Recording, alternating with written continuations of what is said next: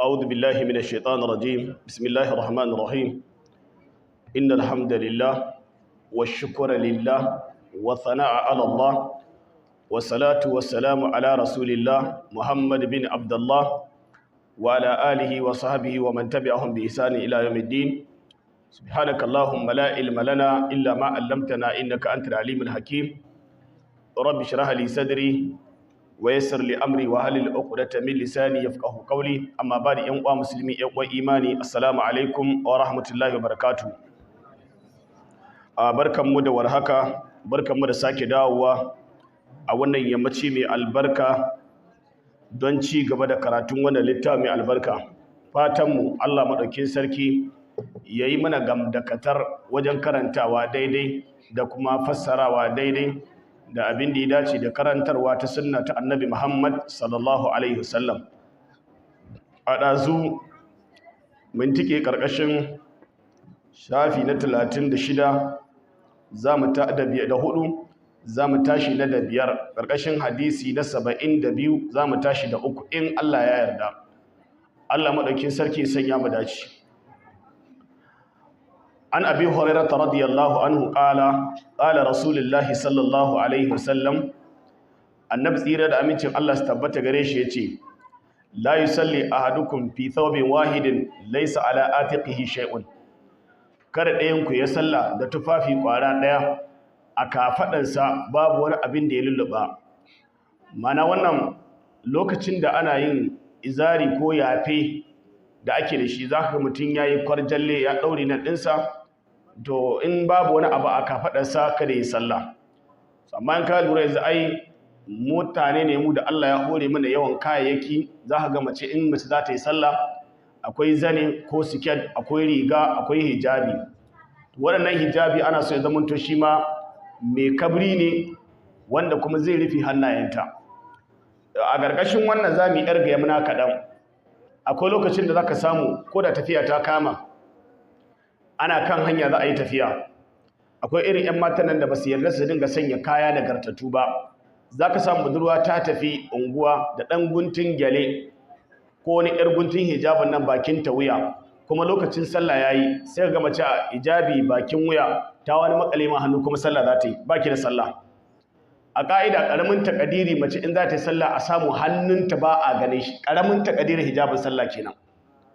to amma hijabi bakin wuya wani ma irin dan gyalalla ne da ake dan kwalin na wanda ake daure kai da shi kadai shine za ta dan yafa ta yi wannan bai kamata ki sallah don na ba a matsayin ki na musulma an abi hurairah radiyallahu anhu an annabi sallallahu alaihi wasallam qala inna allaha tajawaza li an ummati ma hadathat bi anfusaha annabi sallallahu alaihi wasallam yace ubangiji ta'ala ya yafe ma al'ummata abinda suke sawwala a ransu wani tunani na zuci wani abu ne ka tunano a ranka amma kuskure ne to Allah madaukin sarki ya gafarta ma matukar baka aikata abin da ka tunano ba malam ta'mal matukar bata aikata ba aw ta takallam ko kun bata yi magana da shi ba mana in dai ranka ne ta sawwala abu ta tsara cewa da ma ka ce kaza ko za ka yi kaza in dai baka faɗa ba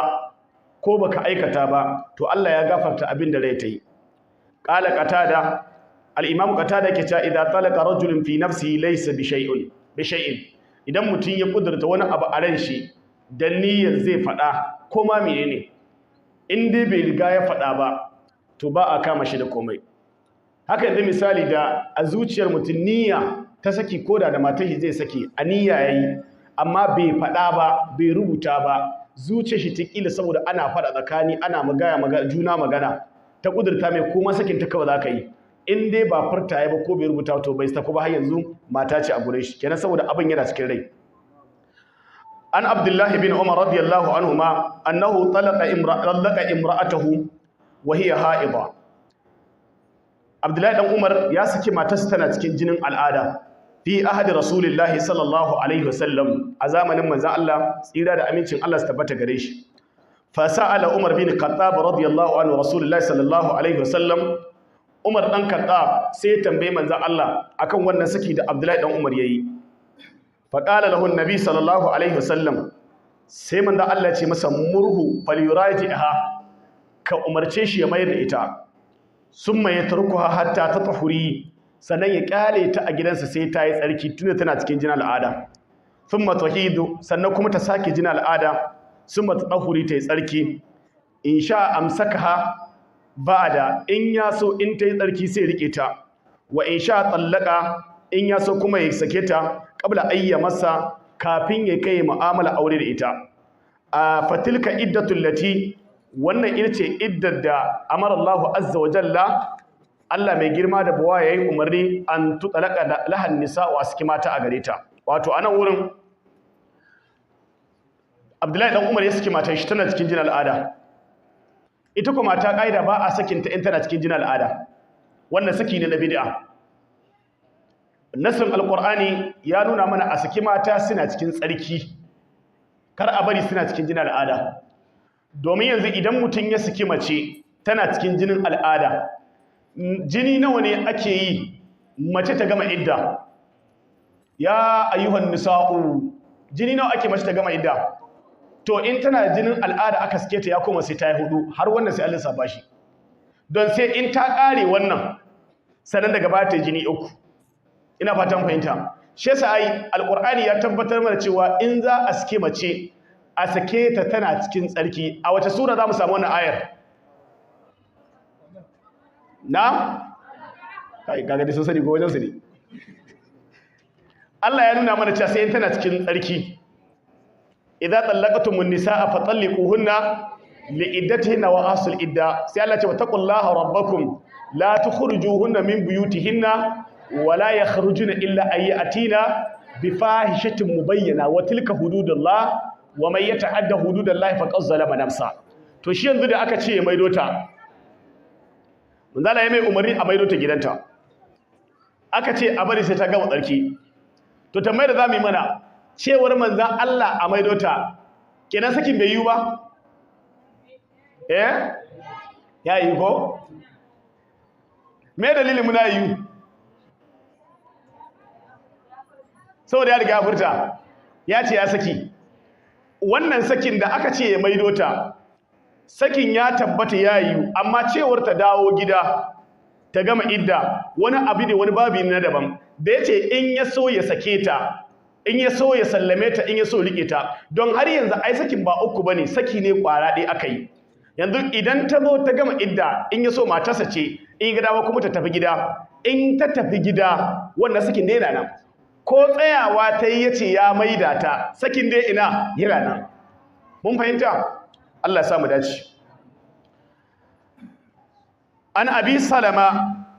bin abdurrahman annahu sami'a aisha radhiyallahu anha zawjin nabi sallallahu alaihi wasallam taqulu aisha take cewa in kana la yakuna alayya siyam ana kasancewa wani lokaci azumi na kaina na bashi mun fahimta min ramadana na azumin ramadana fama astati'u an aqdihi hatta ya'ti sha'ban tace ban kasance ina biyan azumi ba har sai na kai watan sha'ban mana azumi ne ake binta na bashi na ramuwa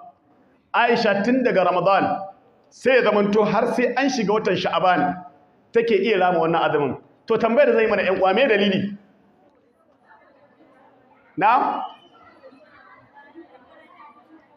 saboda manzo Allah go wallahi mutane sun gano kan abun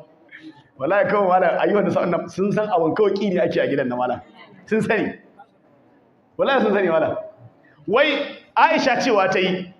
ana bi na azumi saboda kula da hidimar manzon Allah sallallahu alaihi wasallam ban samun damar in rama azumin nan har sai an shiga sha'abana me yasa in an shiga sha'abana take samu damar rama azumi don a cikin sha'abana manzon Allah yana yawancin azumi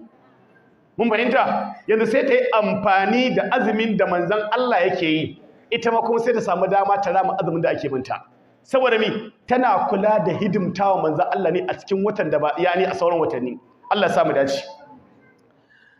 an ibn Abbas radiyallahu anhu ma qala rasulullahi sallallahu alaihi wasallam annabi tsira da amincin Allah su tabbata gare shi yace idza harrama rajulu imra'atahu fa huwa yaminu yakaffiruha idan mutum ya haramta matar shi a gare shi da wace hanya ce mutum ke haramta matar shi akan shi da li'ani da zihari me zihari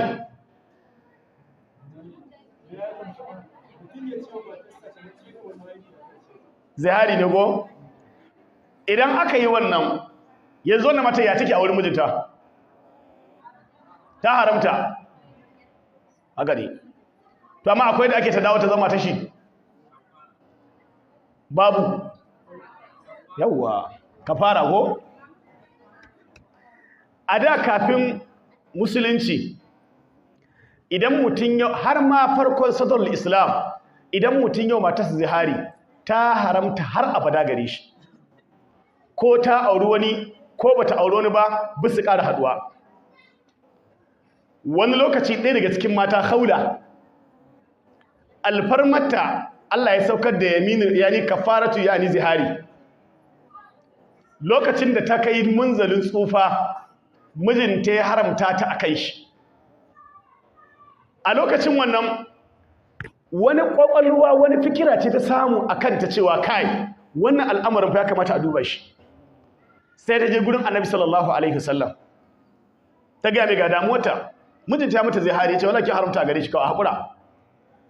ta ce ya manzo Allah ina budurwa ya auro ni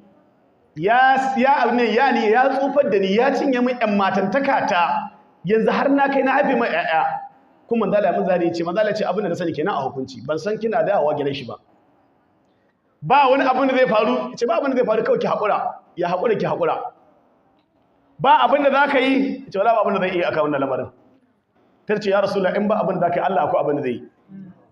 kawai sai ta daga hannu ta ce Allahumma inni ashku ilayka huzni Allah ina kai kukan damuwa ta gurinka daga inda Kaula take manzo Allah yana kofar ɗakin Aisha bata gusa ba Allah ya sauka da qarsami Allahu qawla lati tujadiluka fi zawjiha wa tashtaki ila Allah Aisha take ce Allahu akbar tsarkin zati ya tabbata ga ubangijin da jinsi ya kai ko ina tace a kofar ɗaki na akai wannan al'amarin wata maganar ina ji ta manzan Allah wata maganar Kaula ina ji wata banna ji amma sai ga Allah daga saman al'arshin sa Allah ya ji abinda Kaula take faɗa ya kama ta mafita yanzu idan sai Allah ce walladhina yudahiruna min nisa'ihim summa yaudu lima qalu fataharir raqabatin min qabli ayyata masa wadanda suke wa matekun su zihari idan ka haramta mataka akan ka sai kuma kai nadama kana so ka mayo ta Allah ya ce to abinda zaka shine ka samo baiwa mu'mina ka yanta ta kafin ka kai mu'amala da wannan matai idan baka samu baiwa ba faman lam yajid fasiyamu shahrayn mutatabi'aini min qabli ayyata masa idan yanzu tunda baka da kudin sayan baiwa to sai ka koma gefe guda tana nan gida a zaune sai kai azumin kwana 60 a jere a wannan kwana 60 din karka kuskura ka je gurin ta sai ka kammala azumin kwana 60 wanda bai iya faman lam yastati in baka iya azumin kwana 60 fa sai Allah ya ce mene to kuma su fa ta'amu 60 miskina ka ciyar da miskini kwana 60 Allah ya gama ka da masu cin bala'i masu cin lulu kowa ya kasu yayi plan to in suka ci abin sun koshi to lokacin kuma mataka ta koma gare ka yanzu wannan shine yamin yani kafaratul yamin ko kuma kafara ta mine ta zihari ga mutum da ya haramta matar shi akan shi to akwai haramcin da in an rabu wani haramci ne na'am akwai haramcin da in mutum matar ta haramta a gare ta haramtu li'ani in aka tsinanne ne ko da an yi kowa tsine wa kanshi aka rabu ba a komawa to sauraka idan mutum mata ya zihari shi akwai kafara in ya azumi 60 ko yan tabaiwa ko ce da miskini 60 shikenan wannan mata ta koma gare shi an abdullahi radiyallahu anhu qala rasulullahi sallallahu alaihi wasallam manzala ce laysa minna baya tare da mu man shaqqal juba wanda ke tsaga riga wala tamal kududa yake marin fuskar sa wa da'awa bi da'awar jahiliya yake irin kaicin kuka karaji irin kukan jahilai wayo mun shiga uku mun lalace matar da take kukan mutu ake magana wanda zai shiga wata jarabawa ya dinga burke duniya na shiga uku na lalace kaji wata bala'i da mata suke kira maka kansu wai kaji mace da kanta ce na shiga uku na lalace kai kin san me shiga uku kuwa wa kuma bar da shiga uku ma har lalacewa kaji abubuwa guda biyu ko mutum ne ke kira bar ku ju uwa ba a san fatan mugun abu akan mu dinga wa kanmu fatan alkhairi domin a daidai lokacin da yake wannan kirari da wannan ihu idan kika yi muwafaka daidai lokacin mala'iku sun ce amin to ke shiga ukin kin lalace din to ki ce mana na shiga aljanna bata bi dadi ba boy mata suka ce wai shiga uku ta kaba siriki wai sirikin ta ne mutu sai ta mai ta kaba wanda shiga uku ne saboda haka a daina wannan kalmai haka idan mutuwa aka yi kaga mace ta tsaya wayo Allah wani mun shiga uku mun lalace wani ga kabar mu baki sama sa auren wanda aka bar ku ba ke da yake da Allah saboda haka wannan ba karin bala'i bane an abi ayuba al-ansari radiyallahu anhu qala manzo Allah ce annaihatu mai ƙarajin mutuwa mai kururuwar mutuwa idan lam tatub in dai bata tuba ba qabla mautiha kafin ta mutu bu'ithat yawmal qiyamati za a tada ta ranar alkiyama wa alaiha sirbalun min qataran tana da wando na narkakkiyar darma narkakkiya irce za a yi mata wando da shi in ta ji ranar alkiyama aw qala dir'un min jarabin ko kuma dala audin nan shakkun min rawi ko kuma za a yi mata ya'ani silke na kwalta narkakken kwalta kamar kwalta da ake kwalta da ita na misali an dafo ta tana rababbaka ana misalta irin wannan saboda su ne abuwa masu bala'i in sun taba dan adam yanzu aka ce darma ai kun san darma da ake tukunya dai an dafa ta rababbaku a ce bari a miki wando da ita yana bala'i ya kai wannan ko kuma a dafa kwalta a raba miki a jiki a miki riga da ta sirke to duk wanda take kukan bala'in mutuwa tana daga sauti wai saboda baban ta mutu kuma ni babban abin da ke gani cewa idan mijin mace ya mutu ko wani na ta mutu inda fa za a ce ta je ta kwana da shi a daki ta tsare gawa shi kafin gari yawa bata zuwa wallahi ya tafi ya bar mu to je kwana da shi a daki ka tsare kafin gari yawa bata zuwa inda mace mijin ta zai mutu da daddare kafin gari yawa ai jana'izarsa a ce je ki kwana a ɗakin inda yake kafin gari yawa bata zuwa to waya kai ya rike ni to aikin ga alhamdulillah soyayya daga duniya har kabari soyayya ce ta hane barki ai ko tunda son ki nake rike ki to kaga mazalla ai amma bata so to ku kan nami dama wasu musamman in Allah ya kaddare ka kana da pocket money kana da kuɗi wani kukan da ƙarya ake ma wata baiwa Allah wani alaji yana da kuɗi yana da ƴan matsabbai aljihun shi Allah ya mai da suwa to yana da mata guda biyu ka san dama idan an mutu yanzu babban bala'in da yake damu wasu mata kowace ina ne za ta mallaka za ta kama inda yake da maski to akwai wani daki ita ta san bala'in da ke cikin dakin nan ne uwar duke take ana cikin dogogawa ba a shirya ta a je a yi mata wanka a yi kaza a kai ta ina ne bayan an dawo daga makabarta an yi goma an gama an dawo gida ana kuka da na ƙarya cikin kukan da ake sai zaga an jika ran ɗakin kar ku bude ɗakin nan a bar shi ɗakin ka bude shi saboda bi ta san akwai taska a wurin nan akwai kuɗi a ɗakin wa amma saboda abin da yasa kana je in hayyacin ya kauce aga abin da ke cikin ɗaki ai kwashe za yi amma tana cikin kukan da ta dan karkace ta ga mutane ga kana ta karna ɗakin nan kana bude shi a kyale shi kaga saboda bi kukan da ƙarya ce galibi ake yi kuma da galibi kukan mutuwa mutane da muke yi nemo kan bala'i ne muke ai ita wannan kukan da ake yi bala'i ta ga shigawa duk da malamai suna tafsirin cewa idan har mutum da yardarsa bai bar wasiyar kar a mai kuka ba to bala'in yana samun hina wannan kuka ma idan mutum ya yi wasiya ku gaji kukan ku ba abinda Allah zai masa dan shi dama ya ce bai so to mai daga murya tana sauti wai saboda wani ya mutu tana cewa kai mun shiga uku mun lalace ranar alkiyama zaki tashi da wando na darma an nirkata azaba ƴan wuta ko cikin azaba ake wa ƴan wuta to ana musu azaba da narkakke darma ne ko ruwan zafi duk bala'in duk abin daga ana wa ɗan wuta azaba da shi to bala'i ne Allah ka kiyaye mu ana abi hurairah radiyallahu anhu qala rasulullahi sallallahu alaihi wasallam annabi tsira da amincin Allah su tabbata gare shi yace asai alal armalati wal miskini mai kokari mai yin hidimtawa armala mana ita ce matar da mijinta ya mutu ko kuma bazawarar da aka rabu da ita yake cewa mai kokari ya taimaka mata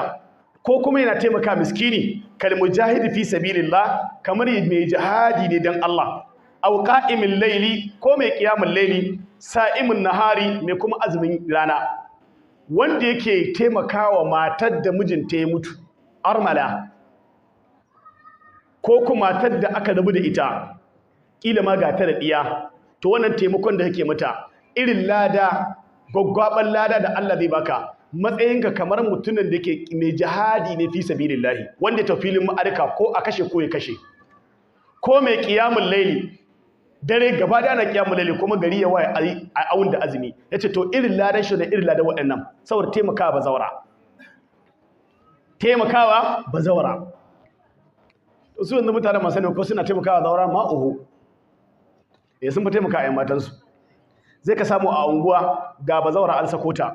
ko ga wanda mijinta ya mutu tana da 'ya'ya masu bakar wahala take sha, wanda zai bata abin da za ta yi sabulun wanke babu. Shi yasa galibi mata muke ta ƙara jaddada muku a rike alaƙar ta zama aure, a rike ta, domin idan mace ta zo ta buro gidan miji tunani bi ke fada yana nema ya kashe ta. Idan Allah ya jarabce tana da diya, tunanin wannan diyan da suka yi a wancan gidan,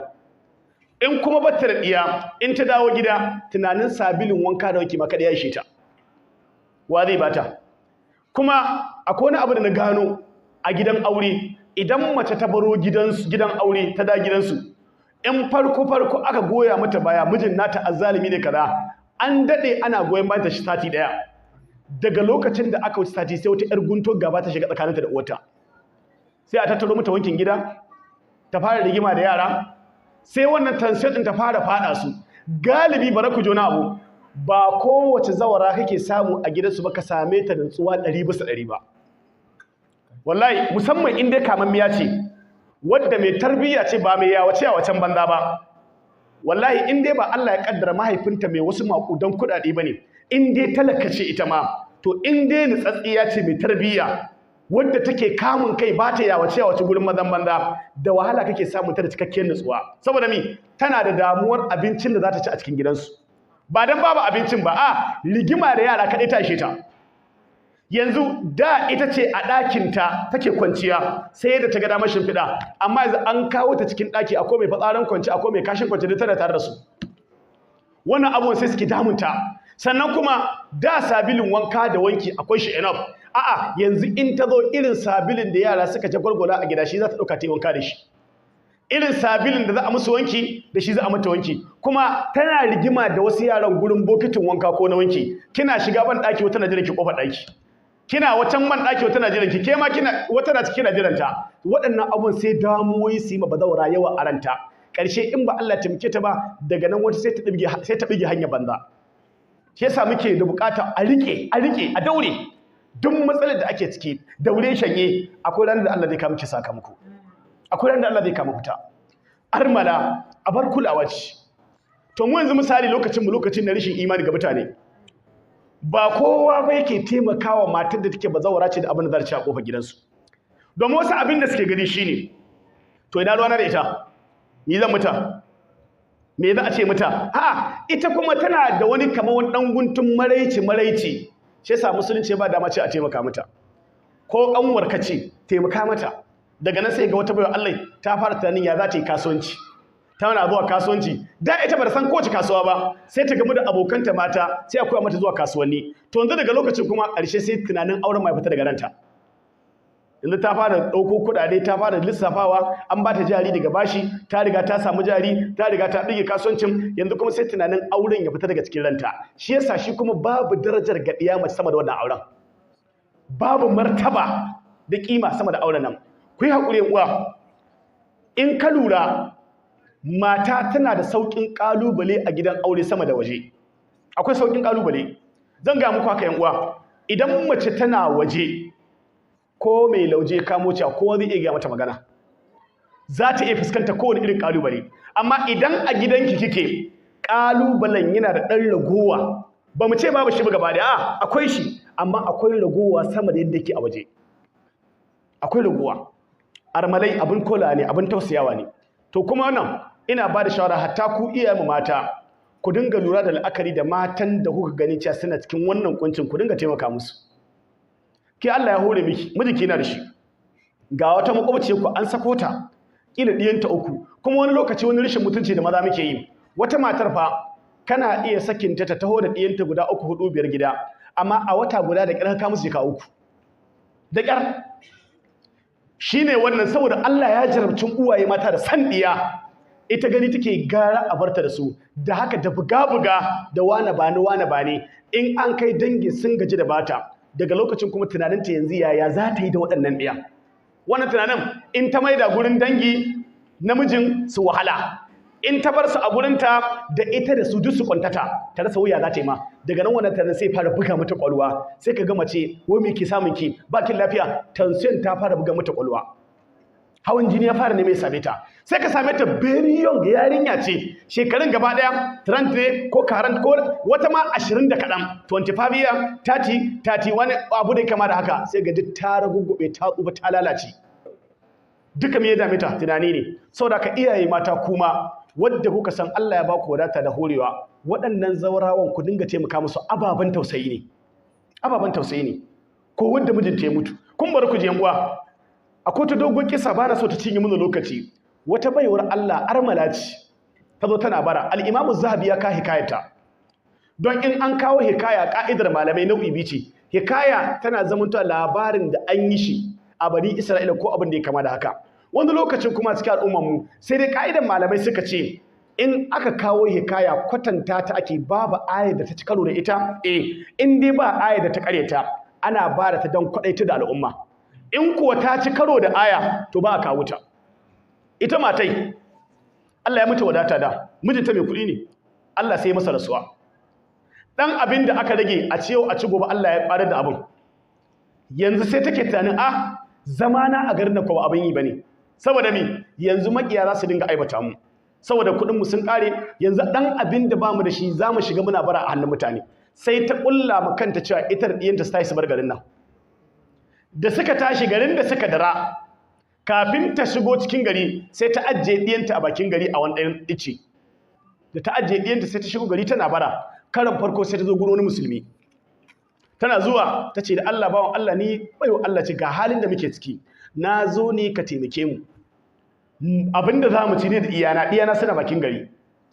Wannan bawan Allah kawai sai tashi kure take tashi kiban wuri, ta tashi ranta ba ci hankali tana kuka. Ta yi gaba tana cikin bara inda za ta samu abinci, sai ta samu fadar wani mutum, ashe mutum ba ma musulmi bane.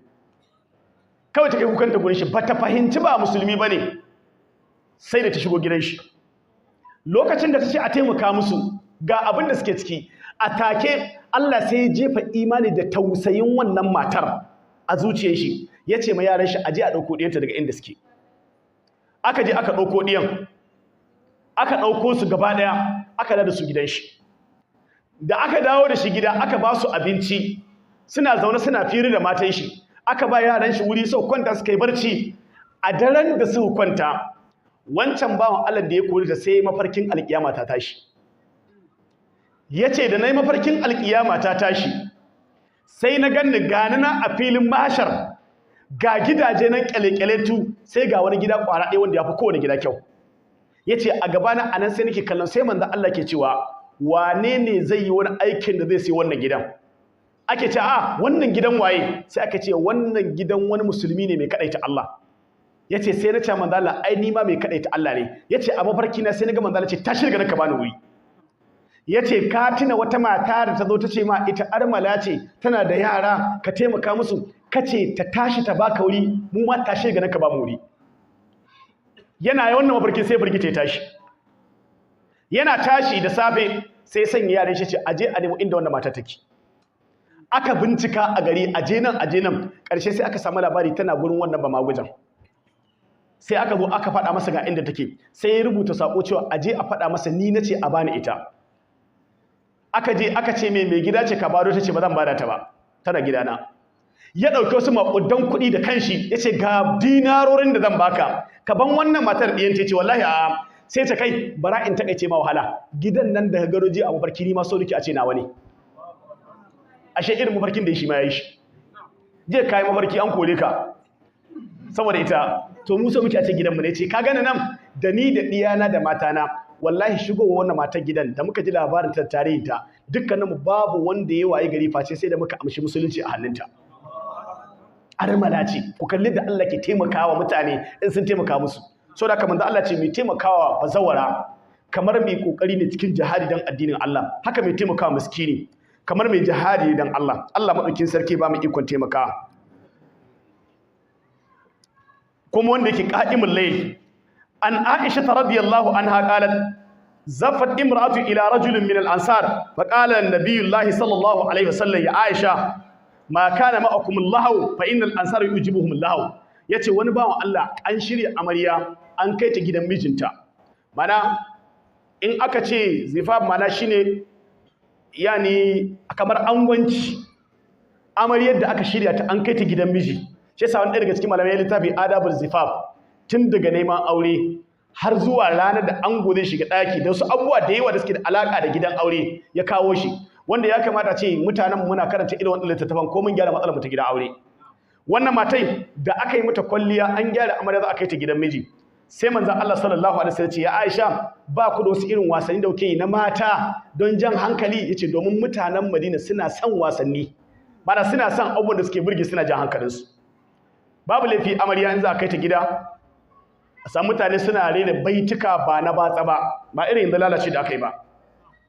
Mata masu hankali ake samu, waɗancan lokacin za ka samu abayat ake yi masu jan hankali, wanda suke ƙara wa amarya shauƙin auren, wanda suke ƙara wa ango shauƙin auren, ba irin abayat ɗin yanzu wani lalaci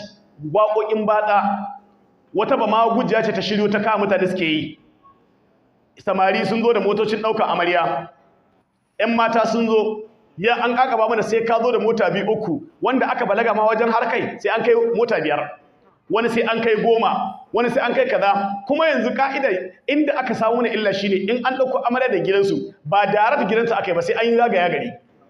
a sa dubul clientele, su dai suna ciki su wance da wance, ana wani kyat an zagayo. Wasu ma wanda aka kai rishin hankali sai ga ana o da su ana kaɗawa, wai kuna cikin motai, ana cikin mota ana kaɗawa. Wata an sanya waƙoƙin Hausa ana kaɗawa a cikin motai, ana kaɗa da mota suna layi. Wallahi da layi gara mu kwanta, in babu layi a ba mu kuɗin mu. To ku fito daga motai in babu layi tunda ba ku kuɗin ku. Ana raina wasu baituka ne da suke jan hankali. An Abi Hurairah radiyallahu anhu qala anan nabi sallallahu alaihi wasallam, annabi tsira da amincin Allah su tabbata gare shi yace ghada nabiyyun min al-anbiya'i, annabi daga cikin annabawa yayi, wani annabi daga cikin annabawa ya yaki. Fa qala li qaumihi, sai ce mutanansa la yatbi'ni rajulun malaka bud'u imra'atin, kada mutunan da ya mallaki wata mata ya bi ni, wa huwa yuridu ayyabani biha, yana nufin ya kwana da ita, walam bayni biha, kuma bai kwana da ita ba. Wala ya kamata ya zama to walam yabni biha, ya kayo nan gurin yabni biha ko to yayi. Mutune ya mallaki mata an tare, yau yake so kwana gidan amarya, sai kuma aka kada gangar jihadi. Manzo Allah ce to wannan angon shi kare to an yafe masa. Kai angona ashe alfarma gare ku, an ce kare bi jihadin na aran shi, shi ya tsaya saboda bi an ka masa ya ayyuhal arusatu, tunda arusa ta zo gida ko ba haka ba, an ce ango ka tsaya gida kaga arusa ta ganka ta ma addu'a ka mutu addu'a, kai yakin aran da an yafe ma, tunda akwai niyya a gurin ka za a baka ladan niyyar jihadi. Ga jihadi iltika'u fatahataini, ina fatan fahimta. To manzo Allah ya ce kar mutun ya mallaki ma'ana shine ya mallaki matar, yana nufin kwana da ita a yau, kuma sannan aka kira zuwa jihadi. Manzo Allah ya ce to kar biyo da yaki wannan mutane, shi an sallama masa ya zanna a gida. Ana Abi Hurairah radiyallahu anhu qala naha Rasulullahi sallallahu alaihi wasallam an shighar, manzon Allah ya hana shighar. Ibn Numairi dazu ai mai magana akan me shighar. Ibn Numairi ya ƙara cewa abinda ake ce ma shighar ay yaqulu ar-rajulu li rajulin zawwijni ibnatak, aura mun diyarka, wa udawwijuka ibnati, nima aura maka dawa, aw udawwijni ukutak, ko kace ka aura min yar uwarka, wa udawwijuka ukuti, nima aura matawa. Babu sadaki, kawai dauko in dauko. Wannan ba a yi, tunda ai matan ba duka ɗaya suke ba. Akwai matar da in ka kalle ta sadakinta ko 'yan miliyan ka kai ba kai asara ba, ko ba haka ba? Sun sani wallahi wala, sun sani. Akwai matar da ko 'yan miliyan kai ba kai asara ba, haka ne ko? Amma akwai da in ka kai sankantu mil, la hawla wala quwwata illa billah, sankantu mil mala. Ku yi hakuri mata, su mata in dai mace tana da tarbiyya ta addini ta san ita wace ce, ita fa ba sauki Allah sanya aurenta ba sauki bace. In nace ba sauki ba sai ka gwagwatu ka dauko ta. Ku dauki hadisin manzon Allah wanda yake maganar aure wanda yafi quality yafi albarka, wanda aka takaita shagulgula a cikin shi. Mun fahimta? To amma ita mace mai tarbiyya ita ana gwagwatuwa ne akan a samu aurenta. Bari mu ku misali, ku rika alqur'ani. Annabi Musa alaihi salatu wassalam ya aure wata yarinya a Madiyana. A wata sura zamu samu wannan aya mata? Kai wallahi sai da kaji ko? Sun sani wallahi. Sun sani wala. Annabi Musa, bari ku ji inda nake ga muku hujjata akan sai an gwagwatu an gwalu a aure mace ta kirki. Abu ya faru tsakanin Fir'aun da Musa, amma ba shine lamba ɗayan sanadiyar tafiyar Musa ba. Sanadiyar tahowar Musa daga Masar zuwa Madina dalilin wannan budurwaci. Lokacin da Musa ya taho daga Masar ya zo Madina, Allah cewa walamma warada ma a Madina wajada alaihi ummatan minan nasi yasqun wa wajada min dunihim imra'atayn tazudan qala ma qatbukuma qalata alful isnayn la nasqi hatta yusdura ar-ri'a'u wa abuna shaykhun khabir fasaqalahuma thumma tawalla ila adh-dhilli faqala rabbi inni lima anzalta ilayya min khairin فقير فجاءته إهداهما تمشي فعل مضارع مغتل للآخر على استحياء قالت إن أبي يدعوك ليجزيك أجر ما سقيت لنا فلما جاءه وقص عليه القصص قال لا تخف نجوت من القوم الظالمين قالت إهداهما يا أبت استأجره إن خير من استأجرت قوي أمين قال إني أريد أن أنكحك إحدى بنتي هاتان على أن تأجرني 8 حجج فإن أتممت 10 فمن عندك وما أريد أن أشق عليك satajirni insha Allah min as-salihin. Wai an ga muku matar kirki wasa ce? Wa matar kirki wasa ce? Bar ku ji abin da Allah ce. Wala ma warada ma a Madina. Lokacin da yazo bakin rijiya inda ƴan Madina suke ban ruwa, wajada sai samu alaihi a wannan bakin ruwa ummatan minan nasi jama'ar gari yasquna suna ban ruwa. Ta bangare daya sai ga wasu ƴan mata can rantsatsu suna keɓe tumakansu ba su haɗuwa da wannan mutanen saboda maza ne a nan wurin. Kai Allah ka ban masarbiya wallahi sai rasa masarbiya mala. Bayan an kammala waɗannan mutanen sun ɗauko marfi sun rufe rijiya. Duk da malaman tafsiri suna da saɓani akan rijiya, don ina ga in ba na mata ba al-Imam Suwidi yana ganin cewa Musa ya yi musu ban ruwa ne a wata rijiya ta daban. Amma sauran malaman tafsiri wasu daga suka ce a rijiyar nan da aka yi ban ruwa ita ce ne, sai dai marfin da ake buɗe ta dutse ne ake ɗauka a ɗora mata, ƙato mai jin ƙarfi kamar talauci sai 10 sun kama, wasu suka ce ma 30 ake kama da kusan talauci ba ƙarfi gare ba, Allah ƙarfi gare malam, Allah ka rawa mu talauci, Allah ka rawa talauci shine mai tankwara mutum da ƙarfin bala'i, Allah da ƙarfi in ya sadda kai ka saddu, Allah ka rawa mu da shi. Bayan an kammala an rufe an tafi, sai Musa ga ƴan matan nan da a gabansu aka yi ban ruwa sai suka koro tumakansu, suna zuwa suke zuwa kuma ɗan abin da aka rage sai suke dinga shan shi. Musa sai taso daga wajen iccen da yake sai zo gurin su ya ce kai me sha'ananku, me ke faruwa? Na ga mutane a gabanku suka zo suka yi ban ruwa, kun ki ku yi ban ruwa sai da suka tafi ku yi kala, suka ce gaskiya ne la nasaqi hatta yasdura ri'a'u, ba mu yin ban ruwa sai idan makiyaya sun gama. Me yasa? Wa abuna shekul kabir, babanmu dattijo ne, shi ne namiji, shi ya kamata ya zo ya haɗu da maza ƴan uwan shi ya bar ruwa, shi kuma ya tsufa baya iya bar ruwa. Mu ka a matsayin mu na mata masu daraja da kima bai kamata muna gama jikin ɗaya maza ba.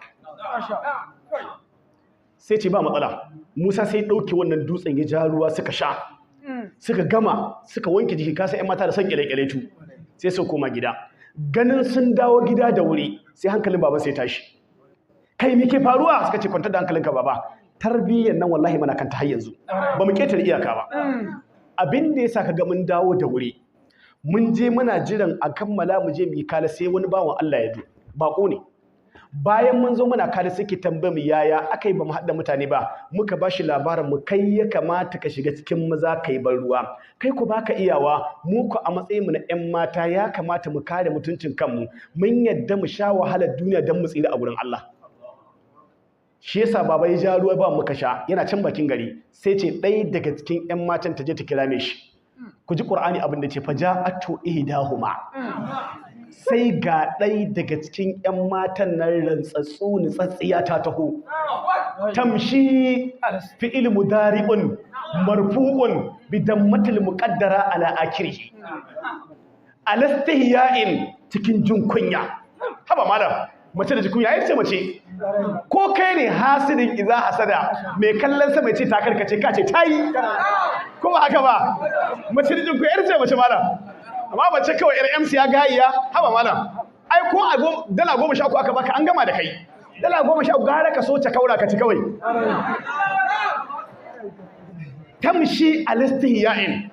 tana zuwa daga ita sai shi bari ku gane martaba diya mace a bakin gari ba kowa sai isa shi sai Allah budar bakinta babu wata fira daga sallama kawai ta ce bawan Allah inna abi yad'uka li yajziyaka ajra ma saqaita lana wai babanmu yana kiran ka zo ya baka ladan ka tabalwa da kai mana zancen ya kare bata tambaye shi ba introducer din shi daga ina ka zo ina ruwanki waka zaka samu abun mamaki malam musamman irin sabgar biki an fada shedanu a wurin ƴan uwan amada sun zo ƴan uwan ango sun zo an tafi irin picnic ɗin da ƴan mata suke zuwa ka san da wata ƙato rediyo ake zuwa ana rawa a tafi a dauki kula tarmus na galas a tafi da shi da shisha a sa kami a ciki a ba ƴan mata su sha wai in aka je kawai sai ka samu wani mahaukaci shi in ka ɗaura shi a fasali ba shi da bambanci da mahaukaci da wani kurcin su ma ga tanan ta tai kamar ka annahu ruqusu shiyadin fa innahu la'akiluna min famalun min al-budun ya sa kasa akwai da wani kwamtarin takalmi da samari suke sanya malam inda ka san kuma buga birki da wani irin tamfal ɗin wando irin tamfal nan da ake nufi ake tantu ake rumfa da shi irin shi wai kawai ni ban ga abin birge ciki ba wai ita ya taka rawa ya birge ta wallahi wannan rawa taka wow ka birge ne kaji kai da Allah rakamin jawalaka hada dugutu larabci lamba wai shi daga nan sai kalamun sai liqa'un ita kuma sai fasadun a ƙarshe ba ita kuma kauce ta yi inna abi yad'uka li yajziyaka ajra ma saqaitana bara ku ji tsadar ta yi wallahi ba arhamacin kirki gare ta ba arha gare ta ba suna tafiya lokacin da suka tafi abin da ya faru malaman tarihi suka ce annabi Musa ya dawo da ita baya domin iska ya kada sai ga kubrinta sai ce dawo baya kimin ishara da dutse wanda duka hikayoyin da malamai suke kawo amma Qur'ani yana mana suka tafi da ita da shi sai da suka je gida malaman tarihi suka ce a ranta ta ji annabi Musa ya burge ta amma ba ta so ta faɗa Musa sai an kai inda marhalan mace tana da yanci da kamala amma ita komai da zai kamo ciyawa ta gani akan inji ya wuce wallahi wancan ina ma mi kawai da ganin sarkin fawa sai miya ta yi zaki ba wani nutsuwa biki auna hankalinsa ba biki auna nutsuwar shi ba wata fa matsalar ta dire suke birgita wankan gayi ita indiya yawon kawai an wuce wurin ita nan kawai zalama ta wanka to bai wa Allah da wankan zaki zauna ba malamai suka ce tana son shi sai da aka je gida falamma ja'ahu lokacin da suka zo gida wa kassa alaihi alqasas sai bashi labari cewa ga abin da ribon da garin mu kala sai da tijin yace la takabkar ka ji tsoron komai yanzu dai kam najauta min alqaumi zalimin ka tsira ga mutane azzalimai fir'auna bai isa zo nan kasa ba tashi bace ana gama sai ɗaya daga cikin ce baba ya abatista ashiru baba sai ma aiki ai mu wanda kuma kwalliya ta biya kuɗin sabulu baba domin yanzu in ka sanya aiki inna khayra man ista'ajarta alqawiyul amin mafi alkhairin wanda ake sanyawa aiki masu ƙarfi amintattu baba kaga yanzu shikenan mu sai mu tsaya a gida mu ci gaba da kare mutuncin mu mun samu dan aiki a gida kai ka huta mun huta. Yanzu idan muka fita baka da fargaban cewa me zai same mu a waje. Yanzu muna gida a gabanka mai karatu mu zanna gurinka, yanzu mun samu mana aiki a gida. Sai kalle shi ce bawan Allah ni dinnan inni uridu ina son in aura ma ɗai daga cikin ɗaya duk wanda ka zaba, ba na shakka akan su, kowace na da tarbiyyata, amma ka sani akwai tsada. Wallahi gaskiya ne, in dai kana da ɗaya masu tarbiyya tsaya ka doge sai ka auna. Waye kai? Ni ne wani. Kai wani wa? Ya akwai Qur'ani? Ce a ai bari ku ji mata, ni mamakin ku ƴan matan da nake yi. Wai malam ɗalibar ilimi yanzu Allah ya ba su ƙwalwa har da, wallahi akwai yare da in ka zo da bala'in larabci yadda ka san irce abin nan sibawai, amma babban abin ba maki in ka zo babin Qur'ani kuma alhamdulillah masha Allah tabarakallah, amma in ka ga wanda ya tsida ta kofa gida wani bakin sakandami ne. Abin mamaki da Allah ba ta aka ar-rijalu qawwamuna 'ala nisa'i ba bima faddala Allahu ba'dahum 'ala ba'd. Hankali da Allah ya sanya, to ke yanzu hankalin a islamically kin fi shi hankali, ga Qur'ani ga yaran Annabi Muhammadu. Wai amma abinda zai baka mamaki in ka ɗora qualities ɗinta nauyinta a skeli a addini ta kai kusan 98%, amma in ka ɗora shi bai wuce 25% ba shi, kuma shi ke wahala da ita. Abin mamaki ita wannan bayo Allah sai ce dan aura ma ɗaya daga cikin su, amma ga sadakinta ala an ta'ajurani 8 hijaj, aiki shekara 8, kiwo, ban ruwa, aikin gona, aikin gida, amma barkaci fa in atmamta 10 fa min indik, in ka cika shekara 10 wannan da gare ka ne, kaman wannan wahalai in aura ma diyata sauki na ma wa ma uridu an ashukka alai, ba so nake wahala da kai ma tukuna, dan in zan halaka sai ka wuce 10. Ku diba tafsirin al-Imam Ibn Kathir, manzon Allah ya tambaye mala'ika Jibril ta hanyar tafsir ta hanyar fasar Abdullah dan Abbas. Manzon Allah ya tambaye mala'ika Jibril wai shekara nawa Musa ya a Madina, yace Musa sai da ya kammala shekara 10 aka aura masa yare da ita garin su. Auren mace in dai tana tarbiya ba sauki malam. Mace mai tarbiya kai ku nemo ta da inda take ku aura kawai. Wallahi tun nisan garin su karka ji nisa, kwaso ta za tari bace da ka, inji Annabi Muhammad. Amma in ka kuskura gaggawa ta jaka ka kwaso ko mai lauje ka mu ciyawa, wallahi ka dinga zuwa kana hada kabli da ba da uku a sallah. Ba abin da ke saurin ruɗa ɗa namiji kamar mace. To wannan macen in dai har mace tana tarbiyya, wallahi ɗan uwa abin soci, abin kulawa ce. Allah ka shirye da mu. Saboda haka manzon Allah sallallahu alaihi wasallam ya hana wannan ne saboda a kimanta mata, cewa ba a yin auren shigar ɗauki in ɗauka babu sadaki, ba a yi. Ana son kowace mace a kimanta ta bi mithliha, ke da kanki an ganki sadakin ka san ke ci, wallahi malama in an ganki a san ke ci, amma ballagaza san mil, nitsatsiya san mil, haba da Allah haba. Ai ya kamata a bambanta ballagaza 18 mil, nitsatsiya aje ma dai san mil.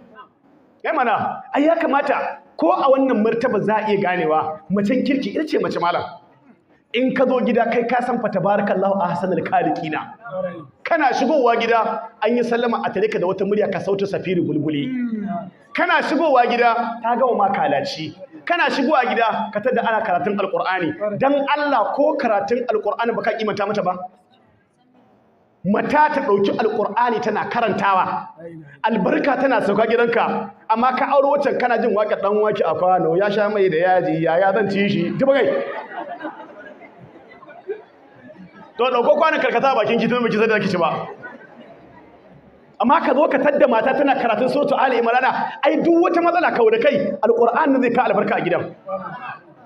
Duk wata dan sauran problem kawo da kai, ai in ka shigo gida matarka tana karatu da Allah, in ma abinci da shiga gwadala ebo da kanka,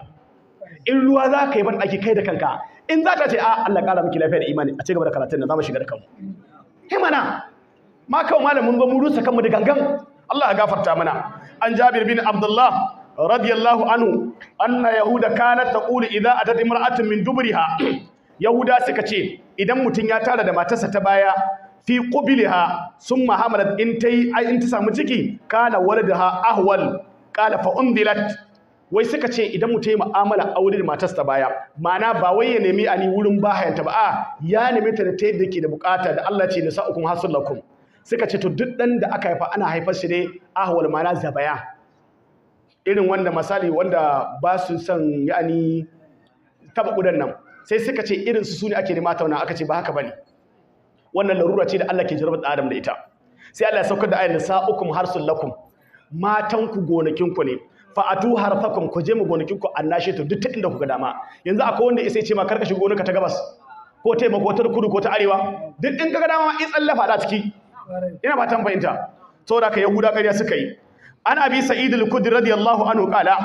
dhukira al-adlu inda an-nabi sallallahu alaihi wasallam an ambaci batun al-azlu da zama mai magana akan shi a gurin manzon Allah sallallahu alaihi wasallam fa qala sai ce wa ma zakum ya ake yin shi qalu sai ce ar-rajulu takunu lahu mar'atun mutum ne yake da mata turdi tana shayarwa fa yusibu minha sai yake so ya tara da ita kuma wa yakarau an tahmila minhu sai yake tsoron kar ta yi ciki a wannan tara ta su qala sai ce fala alaikum Allah tafa'alu yomi dai ana ku aikata hakan zakum fa inna ma huwa qadrun wannan ikon kun in guda ma ku aikata shine mu dazu muka yi bayani dogo akan shi ai cewa shine mutum idan yana tara da iyalansa idan maniyin zai fita sai ya fitar da shi a waje kare zuba cikin mahaifanta wannan shine al'adalu amma ana yi da yarjejeniyar matar ta yarda ka yarda an Anas radiyallahu anhu kana lin nabi sallallahu alaihi wasallam tis'u niswa manzala yana da mata guda tara ya lokacin da yake saura bakwai manzala yana da mata guda tara fa kana idza qasam bainahunna idan yana raba musu kwana la yantahi ila almar'ati alula baya kawo gurin mata farko illa tas'in sai ya kwana tara fa kunna yajtami'ina kullu layla fi baitil lati atiha to a wannan sai tara su gaba ɗaya a cikin gidan mata ɗaya to mun da daddare manzala sallallahu alaihi yana gidan matar da yake to sai ya kira su gaba dai a tare gidan matar da zai kwana in an yi fira dare kuma sai ce kuma kowace ta koma kewayenta amma akwai lokutan da yake zagayawa cikin su da rana kaga wannan ai dole a samu haɗin kai wannan ta fito da kofar ta wannan ta bada labari wannan ta bada labari a sha fira a rangade in dare ya kuma zai kwana sai ce ta kuma kowace ta koma kewayenta ana bi hurairah radiyallahu anhu an gaba hurairah yake cewa qala annabi sallallahu alaihi wasallam manzala ce innal yahuda wan nasara yahuda da nasaru la yasbughuna ba sa rina gashin su in yayi fari mana gemu ko gashin ka in yayi fari su ba sa rinawa sai manzala ce fa kalifun ku saba musu mu an ba mu daman mu yi rini amma kada ka yi rini ne yaudara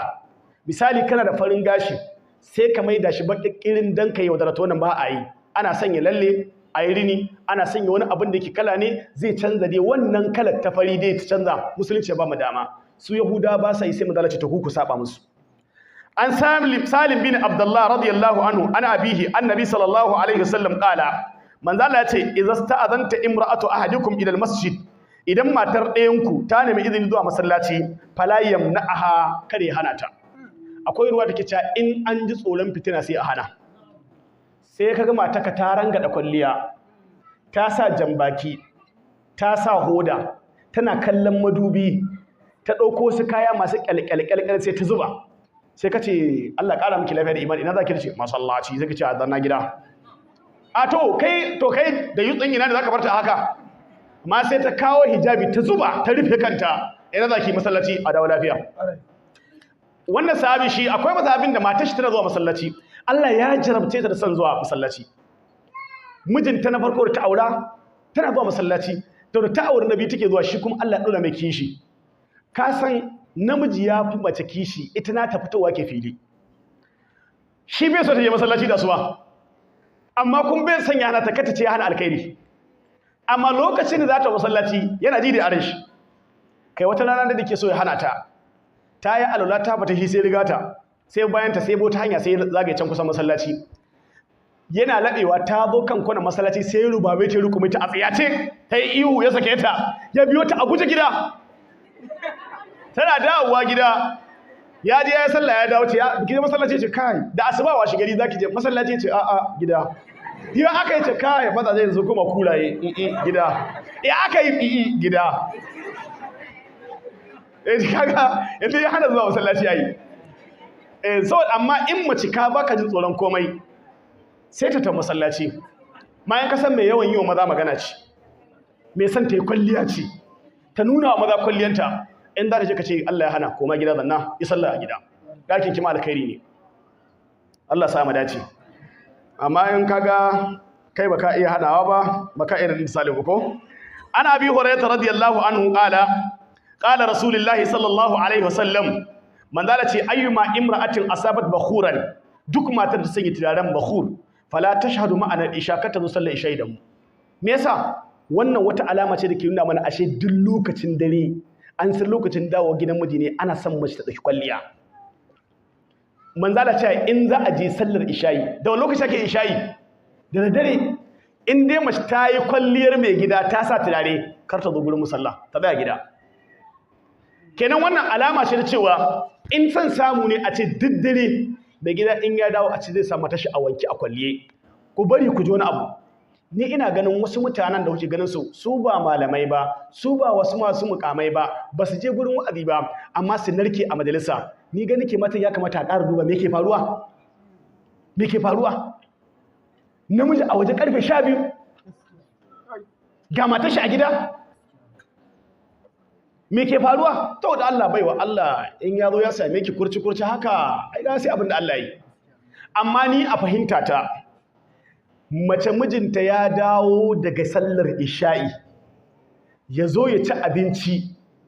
kafin bentinar ya gama cin abinci wai a bentinar ya tashi ya fita ina zaka zaman majalisa dan Allah a wace sifa kika zo gure shi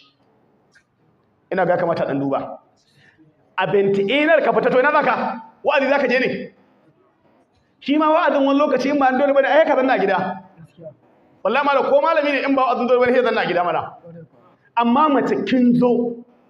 lokacin da miji je sallar isha'i kafin ya dawo already domin ke tunda ba in dai lokaci ya kai sallah zaki da ba ki jira sai liman ya salla a masallaci ki zo ki shiga ban daki ki ranga dauka yanda Allah bai jarabce bar talaucin ruwa ba ga ruwa nan fatata a gari ki shafa manci baiwa Allah ki zo ki dubi mir'a madubi ki kwalliya ki sanya kaya irin na yajuju majuju da ake sanya kofar gida in kitso gare ki sarce kitsan naki kai ki rufe kai liman shi zaki yo ki rufe kanki a gida a wajen shi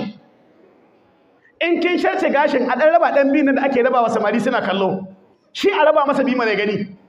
ki zo ki kawo abinci ki ajiye masa ki nazzama abincin ki tsara shi amma ka zo abinci goshi haba malama in kin kawo abincin zanna kusa da shi in kin zanna kusa da shi yana ci kina kallon sa dazu ba na ga muku mata akwai irin kallon da suke yi ba ta fo eyes da sauri ba ta kallon shi ido hudu ki zanna kusa da shi yana cin abinci kina tare da shi muga ina za shi to da mun baiwa Allah mai gida ya dawo zai ci abinci ya kalle ki ga warin iccen bedi da kika yi abinci da shi ga warin attarugu ga warin albasa wai ba sai ya dawo kace ko ma wanka zan je yanzu karki wai tan bashi mani ko wanka za ta je ta yanzu kin zo mai da wasu irin kaya malam kayan da ta wuni a gida tun karfe 8 ta sanya kayan a jikinta har karfe 8 na dare haba malama yau kiyamul laili ake yi ta sanya ɗaya tsanwa ɗaya bula ɗaya ja ɗaya fari ɗaya baki duk ta hada kun ban wanka ta ina za ki ɗauki hankali ke zauna daman to kuma su can majalisar jaraba ta ja musu sun kalli matan mutane a hanya sun zo ga wayoyi a hannun suna ta kallace a'a dan Allah ke me ke yi baran ba ku labarin bawon Allah mata bi gare shi ɗaya Allah ya jarabce ta da musibar iya tare miji ɗaya kuma sai abin da Allah yi lokacin da ranar da Allah zai taimake ta da azin ta zo sai ɗaya daga cikin ɗiyan wannan sai ce wai mamma me yasa in wane ya zo baba sauri ke fitar gidan kamar ana cizon sai ce to ka san maza azzalimai me ya gutu ta ce kawai sai ce bara je gidanta duk abin da ta fasa ya kone sai ya tafi gidanta lokacin da ya tafi gidanta Allah ya taimake shi bai yi fara hayaniya ba baban shi na gida ashe yana zuwa ya ga tana ɗauko wani kwanoni tana ajiyewa akan banci haka ta ajiye bayan ta kammala sai baban nashi fito daga cikin ɗaki yana zuwa ya zanna kan kujera sai ta jawo kujera ta zanna can ta zuba yaro abinci yana ta harka shi yaron ta da shi yaron ya ga baban shi ina cin abinci in ya ɗauko yana sha a ɗauko ɗan cokali ɗaya biyu yaro sai ga cewa cokalin da take cin abinci sai ta ɗan dakatar da shi in ya cokali biyu uku sai ta ɗauko sai ka ji mukulat ya haɗe noma an ba baban shi abinci a'a sai a ɗauko irin wannan kasa akwai wani kofi da samari suke son shi an gura suna son shi irin na kwalban da bai ƙara wanda in kana zuba ruwa har da wani ƙara ke wani tsururururu ina haka nan yana ɗauka hankalinsu in aka ɗauko sai ga an zuba kuma in an tashi ba cikawa ake ba sai a ɗan zuba ɗan rabi haka sai ka je waya ba da ɗan sot yadda ka san a cikin aljanna kawari da mafi da tunkar da ruwa ta kadira in ya sha yaro ya ga ana soyayya sai ga baba in ya zuba a ɗauko dasta a goge a ɗauko kwalba a fesa mai turare shi a'a ya ga an ƙare baba ya kwashi abinci da gartacce da kyau sai koma gida ce mamma ta ce na'am gaskiya inda baba yake ba lallai dawo ba ya aka yi mamma akwai abin da na gani ana wurin nan ban ga ana yin shi ba na ga an yi kaza nan ba a yi ce to yaro inda wannan hoda wannan to kaga dole a canza a yi dan Allah ku daina barin su sana yawon dare ke dan Allah wata ran jaraba baran baki sa ta amsa kira shi a wajen aiki karfe nawa zaka dawo ke haka yi ne wallahi san ganan ka nake ya ne kawai zuciya ta ce naji ta kasa nutsuwa in ban ganka ba to ga nan zan dawo to sai ka zo da Allah kafi zo yi kwalliya kai ba ku ji na san mazajen nan ne san kwalliya gare su malamai wace budurwa ce saurayi so ta a cikin kazamta wace budurwa ce idan aka zo zance gurinta take zuwa a karamce ba waya gare mu ba sai ka kira ta a waya ga kanan zaka zo bentar sai ta ƙi yin wanka ƙila ana yin isha'i disetar trend current sai ta yi isha'i ƙila bentar ka zo ƙofar gidansu to a bentar sai ka yi jira ina za ta ban ɗaki gurin wanka sai ta yi wanka wai me yasa ta ƙi wanka tun ɗazu kar ta yi wankan ya ɓaci ba gari ba ta yi wanka ta je ban ɗaki da wasu kwalaban turare kuma duk 'yan matan na ku tambaye sun san turarukan ƙamshi na 'yan mata sun san sabadan ƙamshi sun sani in ta je ban ɗaki ta bata kusan 30 minutes ba wa Allah shi ko yana nan da takatili na ɗan shafawa ko gida sai ta zo in ta shiga ɗakin mamanta ta tsaya ta tsara wata kwalliya wato saboda bala'i irin na ƴan mata na zamani kwalliyar da za su yi sai sun kalli yau wace rana ce idan yau ranar alhamis ce sai ta kalli wata kwalliya mai kama da alhamis juma'a mai kama da juma'a wala ma sun iya tsari malam in ta ga ranar juma'a ce kayan da za ta sa ba sai kala wai wani kaya ne in ka kalli su ka kalli ranar juma'a masu haske sai ta sa wala ma in ta zo za ta taho ne ta sanya wani turare tun daga ɗakin mamanta turaren yana bugawa hawa da shi ma ɗan saƙo ne gani nan zan taho ɗan saƙo ne in ta taho akwai wani takalmi da mai buga siminti sai ta sawo shi ba ta sanya silifas ko takalmin roba ina sai mai ƙara ba mamaki bakin da abokin shi ya zo in ya zo daidai kofa da tana tafiya a hankali in ta zo daidai zaure za ta fito sai kai ta fara wani kwas shi kwa takun da take a zuciyarsa ka ji wani das can sai ka ji ya bugi aboki baba ita ce ba ta taho awa malamai da Allah mu gyara da Allah ba nutsuwa take bashi ba yanzu idan ta fito fa da kwalliyar da ta yi wallahi dirin tsayuwarta kawai yana isar mai da sakon irin kwalli da ta yi ba ta tsayawa ta yi wani harguwa sai ta dan wani karkace ta dan lauɗe da kasan hawa na kace ina wannan ko shi wannan ina wurin da ji da wani makarij huru haka din nan tana dauka hankalin shi to amma kawai ke ma ce masa ya dawo karfe 8 kira san gare shi kafin ya dawo ki shirya kanki in kin shirya kanki ki shirya abinci na kirki ya zauna me kika kira wani kawai yau zuciya ta ce naje cewa in ban yi minti 30 da kai ba kamar ta iya buga saboda tsabar ruwan soyayya yau to ya tafi wani mu gani Allah kiyaye kun ga tunda buku so baran kyale mu mata da sanya bakur kuskure ne ku ya kuri mu tafi a gurguje kar mu tsaya ya kamata mu fashi zizi na biyu bara mu tafi hadisan wannan kawai ba tare da dogon bayani ba ina ga an Aisha radhiyallahu anha qalat anna nabiyya sallallahu alaihi wasallam kana idza arada ay yakhruja safaran idan manzo Allah yana ne tafiya balaguro aqra'a baina azwajihi sai ya ƙuri'a tsakanin matan shi fa ayyuhunna kharaja sahmuha duk wanda kasonta yani ƙuri'a ta fito kharaja biha ma'ahu sai tafi tare ita in kika canko tafiya sai a tafi tare da ke an Zainab Thaqafiyya radiyallahu anha anna an-nabiy sallallahu alaihi wasallam qala idza kharajat kunna al-masjida idan ɗayan ku za ta fita masallaci fala tamassi ba ka ta shafa turare a jikinta an Abi Hurairah radiyallahu anhu qala rasulullahi sallallahu alaihi wasallam man dala ce khairu sufufir rijali awwaluha farkon sahu na maza na gaba shine mafi alkhairin sahu wa sharruha akhiruha mafi sharrin sau kuma karshen shi mana sahun maza in ana sallah lokacin can ma ana sallah da maza da mata ne manzala yana kwadaitar da mu ne akan zuwa masallaci da wuri dan a samu gaba sahun gaba shi yasa manzala yake kwadaitar da mu a wannan sai ce wasu wa khairu suhubin nisa'i akhiruhum ita akhiruha ita ko mafi alkhairin sahun mata na karshe wa sharruha awwaluha mafi sharrin shi kuma na karshe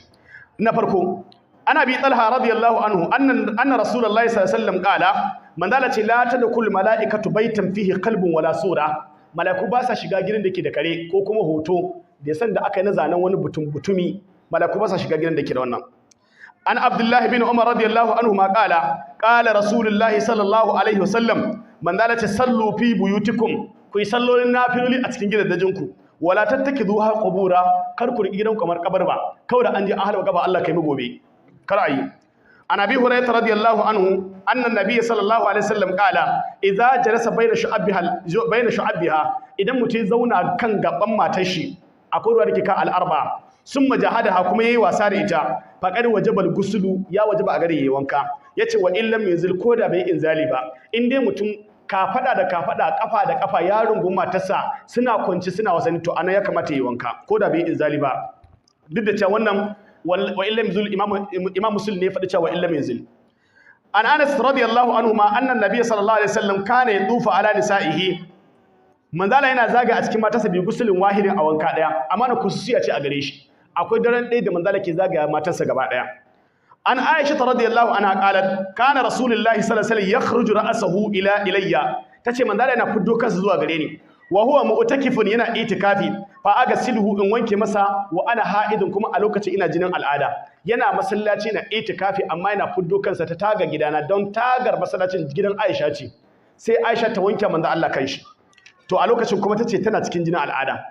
annabi Abbas radiyallahu anhu qala kana talaqu ala ahdi rasulillahi sallallahu alaihi wasallam wa Abi Bakar saki a zamanin manzo Allah da Abubakar wa sanatayn min khilafati Umar da shekara 2 a farkon mulkin Umar talaqu thalathun wahida saki uku a zaman ɗaya ki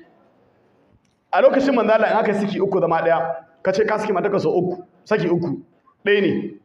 haka lokacin khalifancin Abubakar ɗaya ne har shekara 2 ta Umar ɗaya ne faqala Umar bin Khattab Umar yace innan nasa qad ista'jalu fi amrin qad kana lahum fihi anata mutane suna wasa da wannan al'amari suna gaggauta yin al'amari saki uku saboda sun sani cewa ɗaya ne ake bar musu yace falau amdainahu alaihim da mun tabbatar musu da shi din nan da sun daina fa amdahu alaihim sai tabbatar da kace ka saki mata ka saki uku to saki uku kai mata alam a zamanin Umar annabi Umar radiyallahu anhu idza madat arba'atu ashhurin idan wata hudu ya shude ga mutum mai ila'i yuqaful maula mai ila'i ana zamanar da shi hatta yutalliqu sai ya saki matai wala yaqau alaihi talaqu hatta yutallaq ba a tabbatar masa da saki sai in shi ya saki da kansa mana ila'i shine mutum ya kaulace matarsa baya kwana da ita baya zuwa inda take sai ya hada wata hudu idan mutum ya hada wata hudu to sai a kira shi in a kira shi to me kake nufi ba za ku ce ba an sake ta sai in shi ya ce ya saki in saki ne to ya sallame ta in ba saki bane to kuma ya tubu ga Allah ya dawo mata ina fatan fahimta an Aisha radiyallahu anha qalat khayyarana rasulullahi sallallahu alaihi wasallam faktarnahu falam na'uddahu talaqan annabi sallallahu alaihi wasallam ya ba mu zabi kun san manzo Allah ya taɓa mata ilahin wata guda da zaman dai bayani a cikin cewa magana a cikin karkashin magana Aisha amma ban fito da magana sarahatan ba manzo Allah ne suka mai wani abu sai ya ce ya kaurace musu sai yayi wata guda bai da inda suke ba da ya wata guda sai ne ya kwana 29 Aisha tace na fi kowa zabura in ga manzo Allah amma lokacin da ya shigo gida sai na mai abin mu na mata nace ba ka ce wata guda zaka mi hana ka je ka ida cikin kwanakin manzala sai da nace haba Aisha biki sani watan Allah yana haka ba yayi goma sai ya tara mana watan Allah yana 29 yana 30 kenan tace to mun zabe shi na amma ba ma kididdiga shi daga cikin saki manzala bai sake mu ba ina fatan fahimta Allah ya gafarta mana to on zartaran da muke so a tashi gobe saboda juma'a ce yaya sauran mu hadisi 51 na'am a ƙara amma yawwa akwai masu yin tuwo yau kar a je mai gida a ƙin tuwo ce ba a zuwa abin da ke faruwa yaya za a iya fitowa ƙarfe 8 nagartacciya mu gama shi saboda sau muke ma mu yi hawa ɗaya mu ƙari ba sai mun dawo ba an fita istiraha an dawo ba domin misali kila akwai in kyautuka da za a bada ko na certificate ko na abu ko ban za a bada shi ba gobe to kuma saboda akwai tambayoyi mun fahimta yaya za a yi a tabbatar da 8 mun fara shine aikin mu kalishe shi sai kuma masu tambayoyi a yi tambayoyi da za a yi kafin dai ɓangar trend a ce mun bar wurin nan kafin dai ɓangar karanta kamar bar wurin nan gaba ɗaya haka ya kamata hadisi 51 rage mana so da ka a yi haƙuri akwai wanda za su yi kalaci kuma ƙilin da na san akwai wanda sun ɗauki darasi daga za a fara ɗan baka shi a gida wata ƙilin da ta je mai gida zai ganta kamar hurul inu ko ba haka ba imana ƙila wata yanzu ta fara karatun wani irin abinci za ta yi in ta je ya za ta nazama abincin ya za ta harhe zama majalisa daga yau so da ka mi haƙuri mu ɗaya na wuri gobe Allah da a fito da wuri sai mu ƙara shi sauran abin da rage mana Allah ya gafarta mana Allah ya sanya mu dace muna tawassuli wannan zama ina fata Allah ya muku albarka Allah ya tallafa rayuwarku Allah ya zama gatanku Allah ya dare mana mutuncin mu da imanin mu marasa auren mu Allah ka aure da su samari Allah ka aure da su ga matan kirki Allah ka aure da su ya Allah su ma ƴan matan da marasa aure Allah ka aure da su Allah ka rage mana gurace-guracen nan ai auren nan Allah ka sauke guri daga zukatan mutanenmu Allah ka sauke guri maza da mata su yi aure kana kallon samari da ka kalli saurayi kana ganin wani fano ne aure nake so ba kuɗi haba malam da ka kalli yana ita ma aure nake so ba a yi tattalin kayan daki ba ina dalili mu huta kanmu mana ga diyata in kana so ba zan ba komai ba in ka iya sai mata kayan daki in daura muku aure ban bukata akwatinka sai me daman kuwa ka dora kayan daki ba kuwa ka dora mai iya ba su ka dorawa ban san balis ban sadakin diyata je ka sai mata kayan daki ku tuwanta akan su nan wana ko kuma kai hakuri ni ya kai kayyani ba wani hidima zan ma ba ban sadakin diyata ka sani ban na kai ma makaroni ban na kai ma taliya ban na kai ma shinkafa ban na kai ma masara diyata ka ne ma aure ita na baka gatar na daura muku aure a wuce wurin malamai Allah gafarta mana subhanakallahumma bihamdika ashhadu an la ilaha illa anta astaghfiruka wa atubu ilayk wa assalamu alaikum wa rahmatullah